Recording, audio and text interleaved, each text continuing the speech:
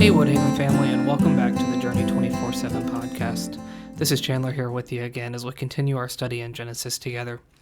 If you remember yesterday, we finished up, Joseph had risen up to power in Egypt after he had interpreted Pharaoh's dream where he told him there would be the 7 years of plenty followed by the 7 years of famine.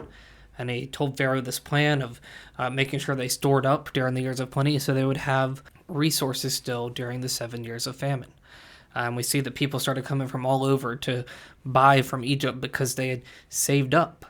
Now we're going to see in chapter 42 where Joseph's brothers are going to come to Egypt. So in this, Jacob, or Israel, had heard about the grain that was for sale in Egypt. And so he goes and tells his sons, hey, go buy us some grain. But he sent all of his sons except for Benjamin. Now, Benjamin was Jacob's youngest son, and at this point he had become extremely protective over him after the loss in his mind of Joseph, because remember, he still thought that Joseph had been killed. He sends the rest of his sons down to Egypt. Well, Joseph is governor over the land there, so his brothers show up and they don't recognize him, and it says that they bow down before him with their faces to the ground. Joseph saw them and recognized them right away, but he treated them like strangers. So they're bowing down before him, and it says that Joseph remembered the dreams that he had dreamed of them. Remember going back to Genesis 37, we saw where Joseph had those dreams that his brothers would bow down before him.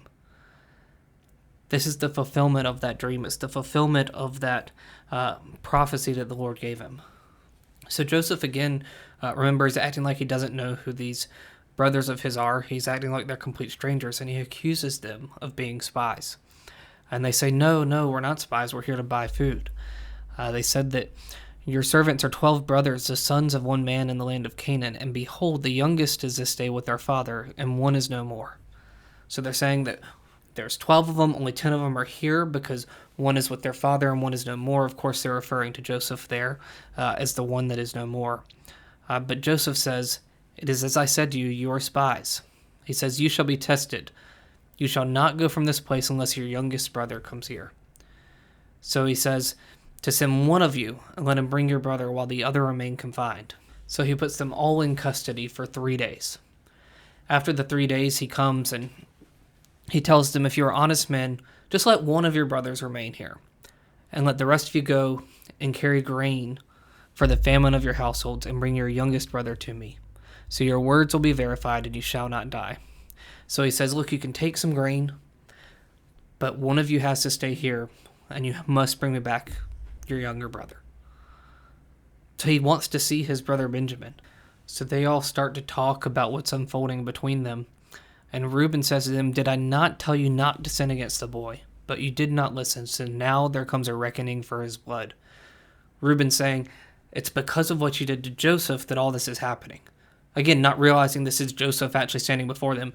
They don't realize that Joseph can actually even understand them. They think he needs an interpreter to be able to understand them. But Joseph hears them, and he's so moved that he starts to weep, and he walks away for a moment. Now I want us to pause just for a second, because you see, we read these narratives of what's happening in Scripture, and we know they're real people, but I think so often we almost think of them as characters in a movie or TV show. But no, these were real events. This was a real moment where Joseph sees 10 of his brothers that sold him into slavery. He sees them begin to recognize how they were wrong in their actions, and he's actually getting to see them in the flesh again. We don't know exactly what all he was feeling here, because all we see is that he wept, but I'm just trying to imagine. Seems like he would have felt still extreme hurt because of what they did to him. Extreme sorrow because of what they did to him. But also extreme joy. These were his brothers. They were people that he cared about and loved. And it was a connection to home that he had not had in a very, very long time.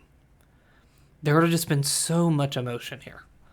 So when we're reading Scripture, let's not forget that these are real events. Let's not take that for granted. Let's not just kind of pretend like it was just some fake story, because we know it wasn't. No, these were real people and real emotions.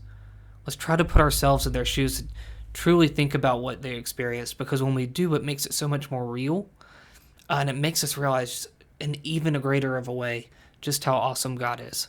and how loving and gracious God is, and how much of a plan God has. Think about this. They sold their brother into slavery, and now their brother is in power and giving them grain to go back to bring the rest of his family with him. That's only God that can do that. That's only through God's sovereign plan that can happen. God is so good. He's so gracious. He's so kind. And he's so sovereign. His plan will always prevail. So Joseph comes back and he gives orders to fill up all of his brothers' bags with grain to send back to him. But he also gives the order to replace every man's money that's in their sack too. He takes Simeon with him and sends them on their way.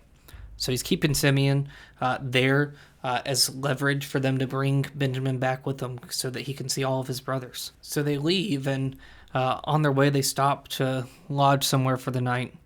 And one of them looks into their sack and realizes there's money there. And their hearts, it says, failed them, and they turn trembling to one another, saying, "What is this that God has done to us?" So they're still carrying that guilt for what they did to Joseph, and they're still, throughout their life, every time something happens, they think it's God punishing them. Their conscience just continues to eat away at them. Now, you may see this and think, why would they think this was something bad that happened? They were given their money back. But it's because if someone were to find out about this, they would think that they stole all this grain. Or they would even potentially think they sold their brother Simeon.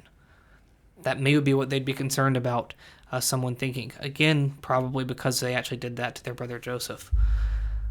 So they get all the way back to the land of Canaan, and go to Jacob. And he starts to ask him what happened. So they tell him what happened, how they got there. They were originally taken as spies, and they explained who they were. But then they also said that they had to leave Simeon behind and could only get him if they brought Benjamin with them to prove that they weren't spies. And as they say this too, they then open up their sacks and realize they all have their money still, and they were afraid. And Jacob their father said to them, "You have bereaved me of my children. Joseph is no more, and Simeon is no more, and now you would take Benjamin. All this has come against me." He's saying, I'm not sending Benjamin with you. I've already lost 2 of you. Lost Joseph. I've lost Simeon. Because in his mind, he thinks they're gone here. I'm not sending Benjamin with you.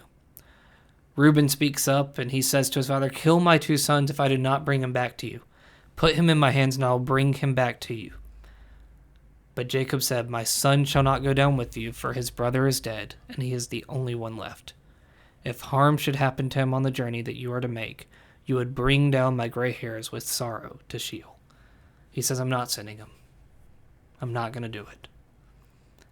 That's where this chapter ends. That's not where the story ends, though. So come back tomorrow as we get into Genesis 43 to see where this is all going to lead us. Y'all have a great rest of your day, and we'll see you back here tomorrow on The Journey 24/7.